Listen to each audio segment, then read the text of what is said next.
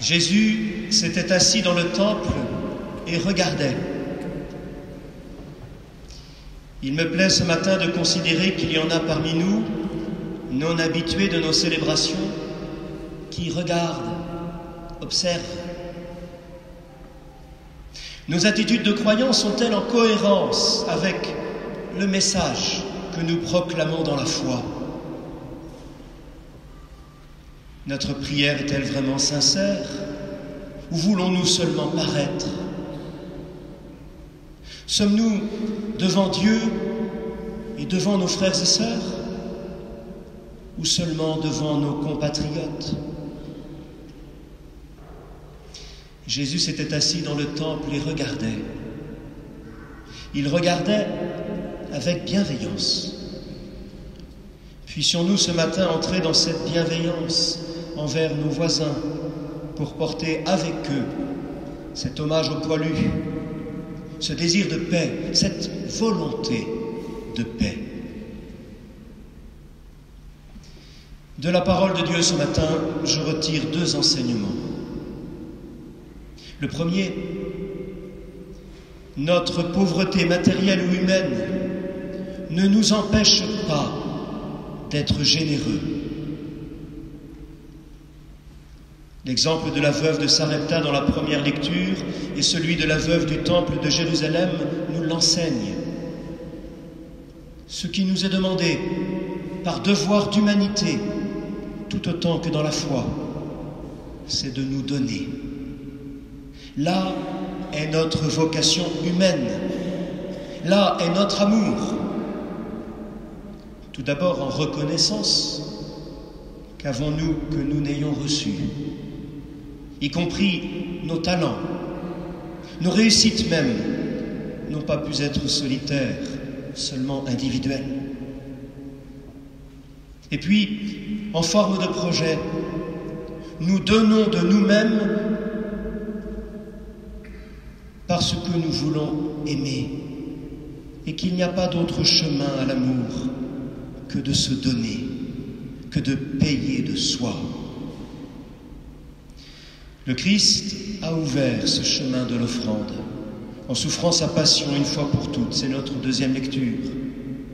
Il a brisé la mort en ressuscitant d'entre les morts. Il a ouvert les portes de la vie divine à tous les justes, à tous ceux qui ont mis leur espérance en l'amour qui unit et donne vie. Les soldats de 14-18 ont vécu cette offrande, allant parfois jusqu'à donner leur vie, leur avenir ici-bas. Ils ont tout donné, entraînés les uns par les autres, par amour de la patrie, pour conquérir la paix. Il faudra du temps pour comprendre qu'elle n'est pas seulement absence de guerre, mais volonté d'une communauté de vie, dans l'estime mutuelle et la construction d'une société européenne plus juste, plus fraternelle. Nous n'y sommes pas encore. À nous aujourd'hui d'y travailler, d'y apposer notre pierre.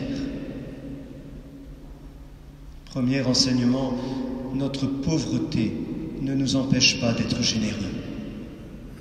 Et le deuxième, comme les 2 veuves, comme le Christ, nous pouvons tout donner de notre humanité parce que si c'est en Dieu, si c'est pour Dieu, pour l'honorer de notre amour humain, pour le remercier de ce qu'il est, de ce qu'il donne lui-même, alors cela portera des fruits dès ici-bas. Ceci est un appel à la foi, croire que rien n'est perdu. Le sacrifice de ces hommes morts à la guerre, de ces familles éprouvées des dizaines d'années pendant et après la guerre, tout cela n'a pas été vain. Bien plus que les combats, ces offrandes ont contribué à la paix au jour le jour. Bien plus que les combats, l'Esprit de Dieu à la prière des hommes a suscité des artisans de paix. Les témoins bibliques de ce jour attendent de Dieu leur vie présente. Et nous ne sommes pas des béats et des naïfs. Nous prenons notre vie en main. Pour autant, l'essentiel dépend-il de nous? Qui nous donnera l'espérance et la confiance? Qui nous apprendra à combattre le mal et en premier lieu celui qui veut nous dominer? Qui nous donnera un lendemain?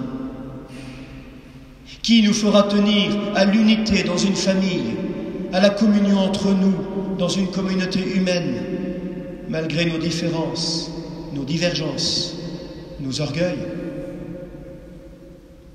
Les idées sont belles et utopiques, mais elles ne suffisent pas pour la paix et la justice. Dieu nous attend pour être avec lui partenaires d'un monde nouveau, que tous nous espérons. Donnons-lui notre oui, notre acte de foi. Ce matin, invités à nous donner, invités à la foi au Dieu du tout amour, nous rendons grâce et nous lui confions l'Europe et la France. Amen.